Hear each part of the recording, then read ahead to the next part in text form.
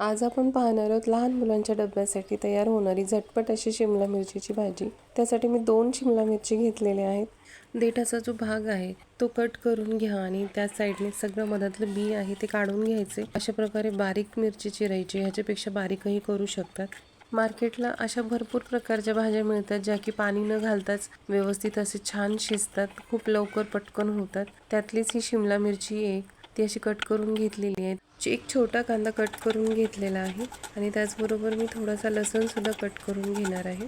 बस आपल्याला एवढंच घालायचं आहे। आता ही शिमला मिरची असल्यामुळे यात दुसरी एक्स्ट्रा मिरची ॲड करायची गरज नाही। सगळ्यात आधी तेल गरम झाल्यानंतर त्यामध्ये मोहरी आणि जिरे टाकायचे, नंतर त्यामध्ये लसूण व्यवस्थित असं परतून घेतल्यानंतर कांदा टाकायचा आणि कांदा व्यवस्थित परतल्यानंतर त्यामध्ये थोडीशी हळद आणि गरम मसाला, जे की त्यामध्ये मिरची नाही आहे, फक्त प्लेन गरम मसाला आहे, तो टाकून घेतलेला आहे। थोडं परतून घेतल्यानंतर कट केलेली शिमला मिरची घालायची आणि व्यवस्थित परतून घ्यायचे। गॅस कमी करून पाणी न घालताच आपण याला 2 ते 3 मिनिट आपल्याला याला शिजू द्यायचे। त्यामध्ये आपल्याला शेंगदाण्याचं कूट घालायचे, चवीपुरतं मीठ टाकून थोडंसं मिक्स करून घ्या। झाली भाजी तयार। ही भाजी आता तुम्ही डब्यासाठी देऊ शकता। व्हिडिओ आवडल्यास लाईक, शेअर आणि सबस्क्राईब नक्कीच करा। भेटूयात नेक्स्ट व्हिडिओ, तोपर्यंत काळजी घ्या।